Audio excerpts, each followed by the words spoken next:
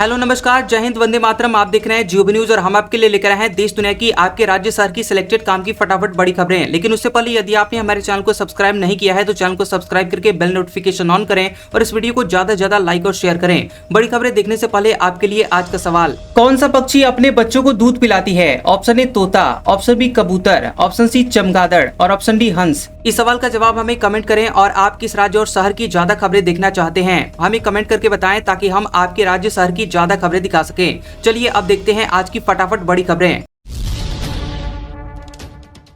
अब समय से पहले लोन चुकाने पर नहीं लगेगा चार्ज, आरबीआई का नया नियम 1 जनवरी 2026 से होगा लागू। रिजर्व बैंक ऑफ इंडिया यानी आरबीआई ने लोन लेने वालों को राहत दी है। दरअसल आरबीआई ने फ्लोटिंग इंटरेस्ट वाले लोन पर प्री पेमेंट चार्ज खत्म करने का फैसला किया है। रिजर्व बैंक का ये नया नियम 1 जनवरी 2026 से लागू होगा। अगर कोई व्यक्ति समय से पहले अपने लोन को थोड़ा सा या फिर पूरा चुका देता है तो बैंक ये चार्ज वसूलता था। नया नियम सभी बैंकों और नॉन बैंकिंग फाइनेंस कंपनियों यानी एनबीएफसी समेत रेगुलेटेड इंस्टीट्यूशंस के लिए लागू होगा और इससे करोड़ों लोन लेने वाले लोगों, खास करके होम लोन और एमएसई लोन लेने वाले लोगों को सीधा फायदा मिलेगा।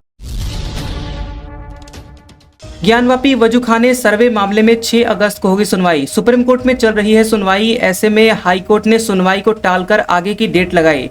वाराणसी के ज्ञानवापी मामले में इलाहाबाद हाई कोर्ट में सुनवाई टाल दी गई है। इलाहाबाद हाईकोर्ट ने वाराणसी स्थित ज्ञानवापी परिसर में शिवलिंग आकृति के अलावा वजूखाने का एएसआई से सर्वेक्षण की मांग में दाखिल याचिका पर सुनवाई के लिए 6 अगस्त की तारीख लगाई है। ये आदेश न्यायमूर्ति रोहित रंजन अग्रवाल ने उपासना स्थल कानून को लेकर दाखिल याचिका की सुप्रीम कोर्ट में सुनवाई लंबित रहने के कारण दिया है। बता दें कि राखी सिंह अधिवक्ता सौरभ तिवारी ने कोर्ट को बताया कि उपासना स्थल कानून की वैधता को लेकर सुप्रीम कोर्ट में लंबित सुनवाई पूरी नहीं हुई है। अंतरिम आदेश प्रभावी है जिससे कि किसी भी प्रकार के सर्वे आदेश पर रोक लगी है। इस पर हाईकोर्ट ने सुनवाई टाल दी। बाजार को चढ़ाती गिराती थी अमेरिकी फर्म, सेबी ने लगा दिया बैन। 4,844 करोड़ रुपए की अवैध कमाई की, आम निवेशकों को नुकसान।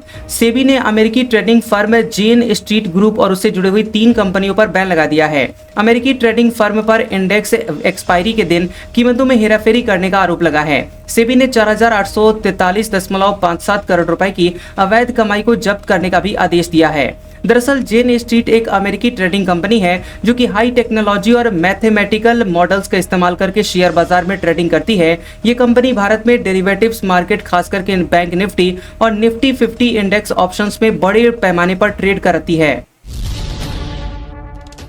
मथुरा की शाही ईदगाह मस्जिद विवादित ढांचा नहीं, इलाहाबाद हाईकोर्ट ने हिंदू पक्ष की याचिका खारिज की। वकील बोले सुप्रीम कोर्ट जाएंगे।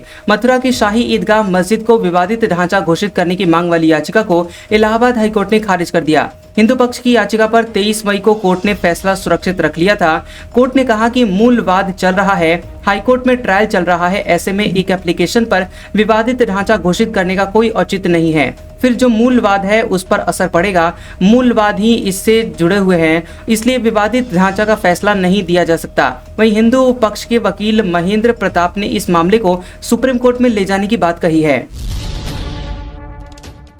ठाणे में हिंदी भाषी दुकानदार से मारपीट, एमएनएस कार्यकर्ताओं पर केस दर्ज हुआ। महाराष्ट्र सीएम फडणवीस बोले मराठी का सम्मान होना चाहिए पर गुंडागर्दी बर्दाश्त नहीं करेंगे। महाराष्ट्र के ठाणे में मराठी में बात न करने पर एक दुकानदार से मारपीट के केस में महाराष्ट्र नवनिर्माण सेना एमएनएस के 7 कार्यकर्ताओं पर एफआईआर दर्ज की गई है। ये घटना 30 जून की है और एमएनएस कार्यकर्ताओं ने गुजराती दुकानदार से मराठी में बात करने को कहा था। ऐसा न करने पर उसे थप्पड़ मारे गए थे। मुख्यमंत्री फडणवीस ने कहा कि एमएनएस कार्यकर्ताओं के खिलाफ मामला दर्ज किया गया है और कार्रवाई की जाएगी। मराठी का सम्मान होना चाहिए पर मराठी के नाम पर गुंडागर्दी बर्दाश्त नहीं करेंगे। अमरनाथ यात्रा के पहले दिन 12,348 श्रद्धालुओं ने दर्शन किए। 6,400 यात्रियों का तीसरा जत्था रवाना हुआ। अब तक 3.5 लाख से ज्यादा रजिस्ट्रेशन हो चुके हैं। एक की जान गई। खबर है कि अमरनाथ यात्रा 3 जुलाई से शुरू हो गई है। पहले दिन शाम के 7:15 बजे तक 12,348 श्रद्धालुओं ने पवित्र गुफा में हिम शिवलिंग के दर्शन किए हैं और इनमें 9,181 पुरुष और 2,223 महिलाएं शामिल रही हैं। 99 बच्चे, 122 साधु, 7 साध्वी, 708 सुरक्षा बलों के जवान और 8 ट्रांसजेंडर श्रद्धालु भी इस दर्शन के लिए पहुंचे। कड़ी सुरक्षा के बीच 5,200 से ज्यादा तीर्थयात्रियों का दूसरा जत्था 3 जुलाई की शाम जम्मू के भगवती श्रीनगर बेस कैंप से रवाना हुआ, जो कि शुक्रवार दोपहर 2 बजे पहलगाम बेस कैंप पहुंच गया। 6400 यात्रियों को लेकर तीसरा जत्था यहां 4 बजे अमरनाथ गुफा के लिए रवाना हुआ था।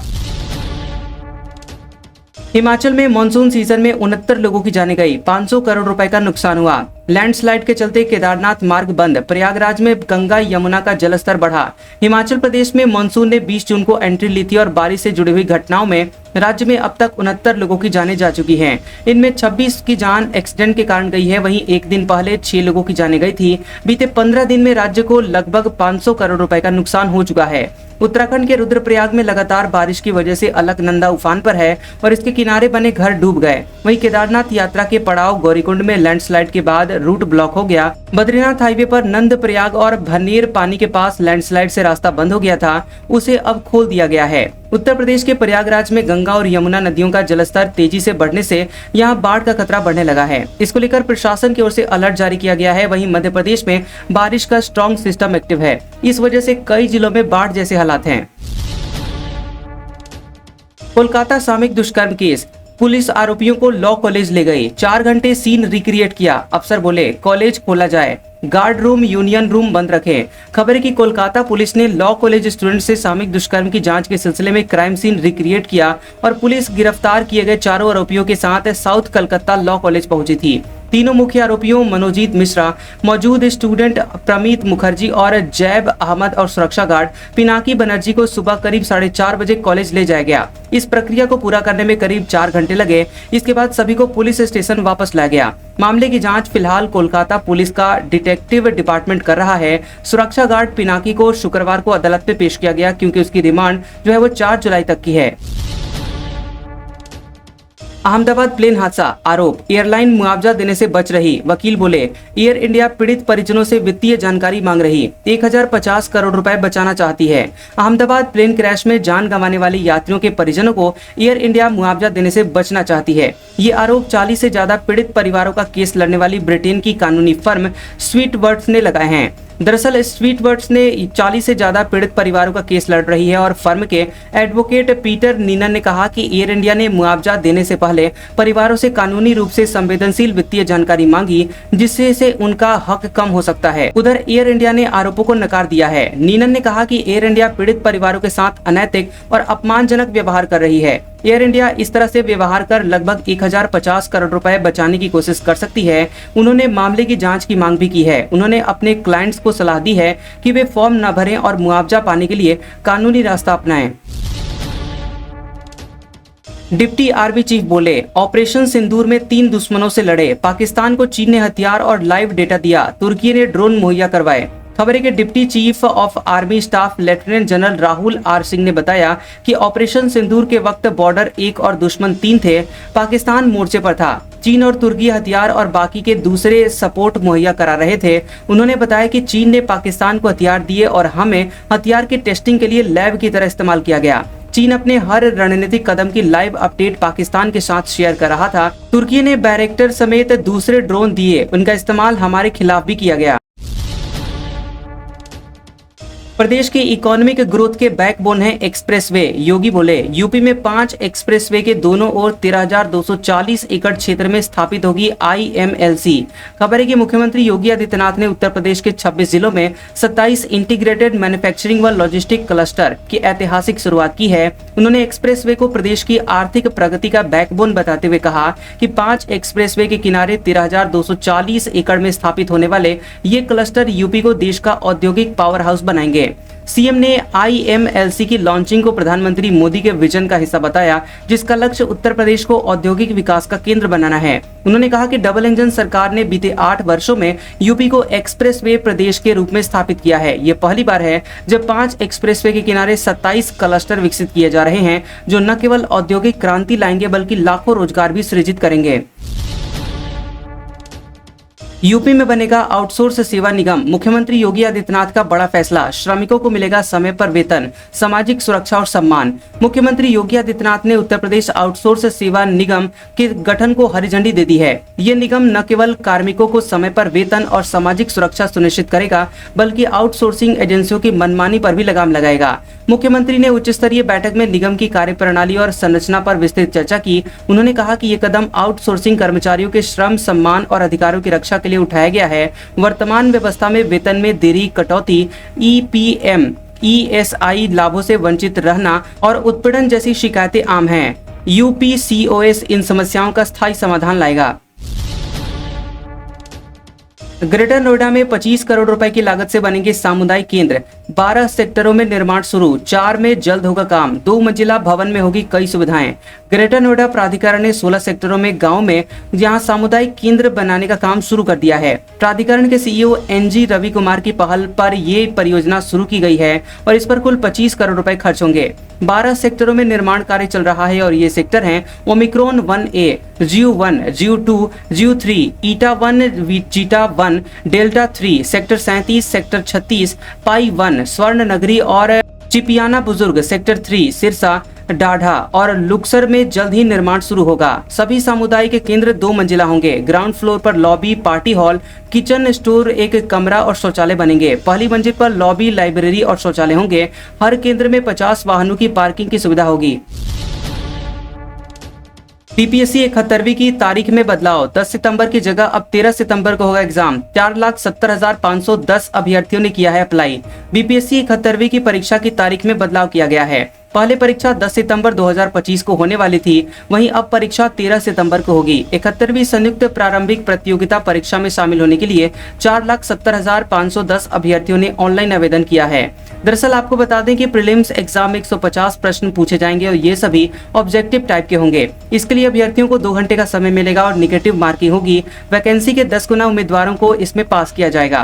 प्रीलिम्स परीक्षा में पास होने वाले अभ्यर्थियों को मेंस में शामिल होने दिया जाएगा। राजकीय श्रावणी मेले में प्रसाद और भोजन की दरें तय, पेड़ा 400 रुपए, चूड़ा और इलायची दाना 80 रुपए प्रति किलो। होटलों को स्वच्छता का निर्देश। खबर है कि झारखंड के देवघर के विश्व प्रसिद्ध राजकीय श्रावणी मेला 11 जुलाई से शुरू होगा। मेले में लाखों श्रद्धालु बाबा वैद्यनाथ धाम में जलार्पण करेंगे। श्रद्धालुओं की सुविधा और कालाबाजारी रोकने के लिए जिला प्रशासन ने प्रसाद और भोजन की दरें तय कर दी हैं। प्रशासन के आदेश के मुताबिक 800 ग्राम खोवा और 200 ग्राम चीनी वाले पेड़े 400 ग्राम प्रति किलो में मिलेंगे। वहीं 700 ग्राम खोवा और 300 ग्राम चीनी वाले पेड़े 360 रुपए प्रति किलो में बिकेंगे। रायपुर चूड़ा और इलायची दाना 80 रुपए किलो तथा कंपोजिट चूड़ा 60 रुपए किलो में उपलब्ध होगा।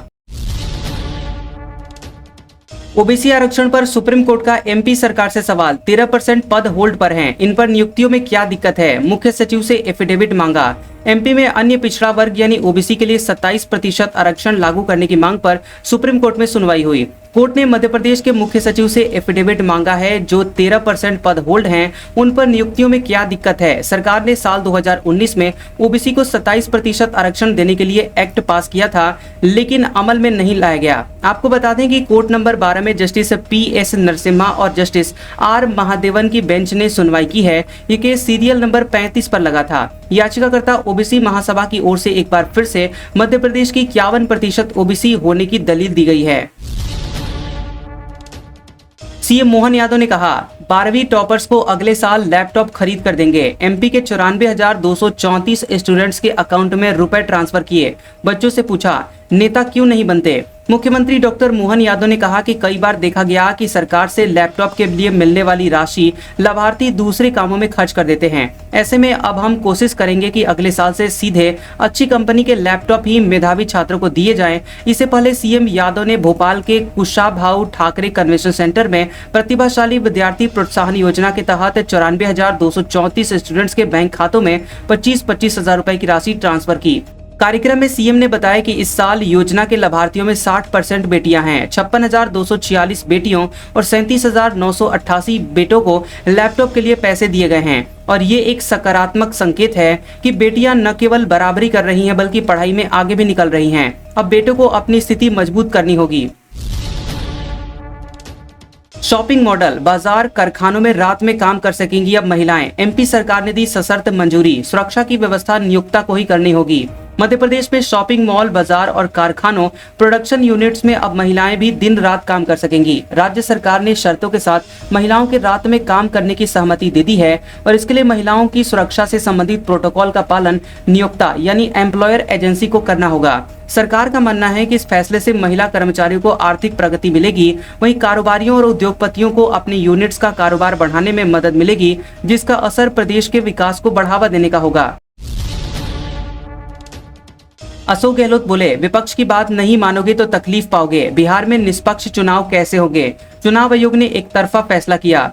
बता दें कि पूर्व सीएम अशोक गहलोत ने चुनाव आयोग और देश की जांच एजेंसियों पर दबाव में काम करने का आरोप लगाते हुए सवाल उठाए हैं। गहलोत ने बिहार में निष्पक्ष चुनाव होने पर भी संदेह जताया। गहलोत ने मीडिया से बातचीत में कहा कि देश में लोकतंत्र कमजोर हो रहा है। सरकार ने सब एजेंसियों को दबाव में ले लिया है। जो आज सत्ता में है, प्रधानमंत्री हो या इनके नेता हो, उन्हें सोचना चाहिए कि सत्ता पक्ष तभी होता है जब विपक्ष होता है। विपक्ष की बात नहीं मानोगे, नहीं सुनोगे तो देश भी तकलीफ पाएगा, आप भी तकलीफ पाओगे। गहलोत जयपुर में मीडिया से बातचीत कर रहे थे।